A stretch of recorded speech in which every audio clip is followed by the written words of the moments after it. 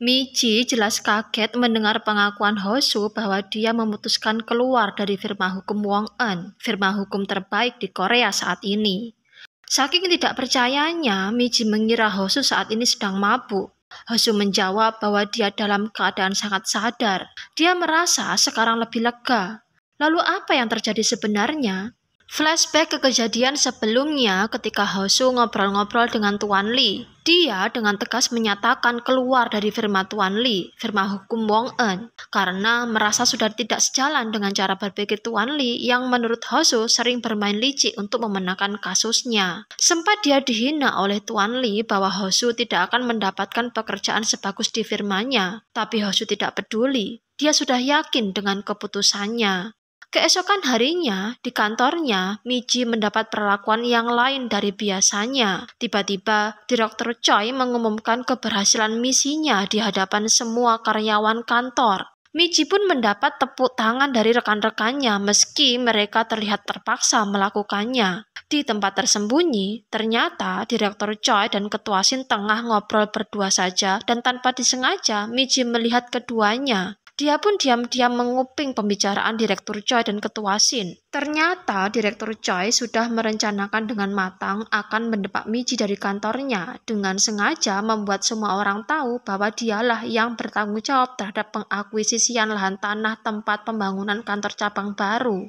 Direktur Choi yakin bahwa pertemuan hari Jumat akan gagal karena seperti yang sudah-sudah, pemilik tanah akan kabur sebelum pertemuan dilakukan. Selain itu, meski Michi berhasil, Direktur Choi tetap yakin Michi akan mundur dari timnya karena proyek ini sebenarnya dipimpin oleh Tuan Park. Oleh karenanya, berhasil tidaknya proyek ini, kesalahan akan tetap ditanggung Michi, bukan mereka. Mendengar ini, Michi jadi sedikit penasaran dengan orang yang bernama Park ini. Michi segera berlari menemui Nenek Rosa.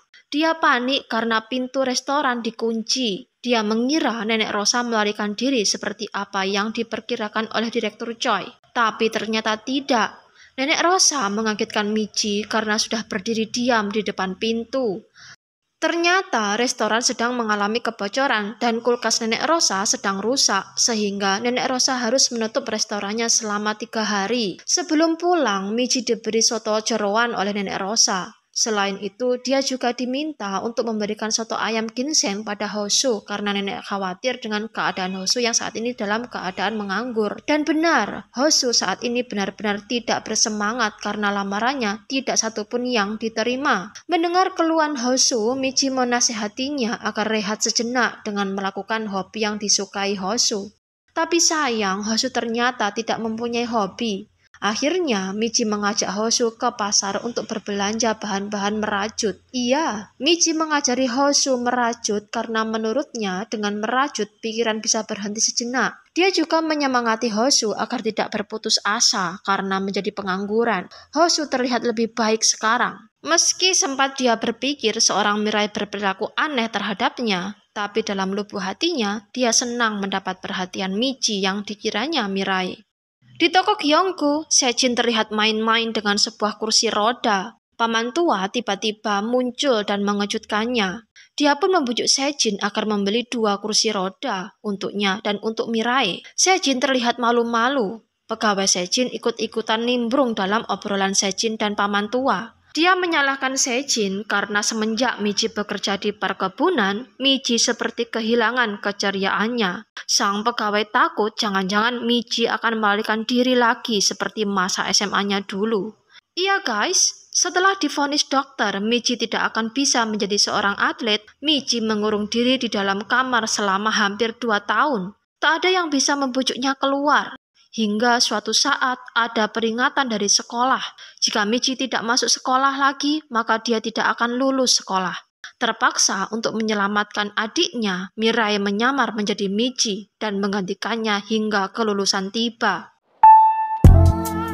Ibu Ok Hui sendiri beralasan bahwa Michi pergi ke Seoul, tapi kenyataannya yang pergi ke Seoul bukan Michi, tapi saudara kembarnya, Mirai. Dari cerita paman tua ini, Sejin jadi tahu bahwa Michi mempunyai saudara kembar yang saat ini berada di Seoul. Di perkebunan, Sejin mengonfirmasi sendiri pada Mirai berita yang dia dengar tentang dia dari orang-orang desa. Mirai terlihat tidak nyaman dengan pertanyaan-pertanyaan yang diajukan Sejin. Dia takut penyamarannya terbongkar. Dia pun balik bertanya tentang Sejin, kemudian segera menjauh dari Sejin agar tidak ditanyai terus-menerus.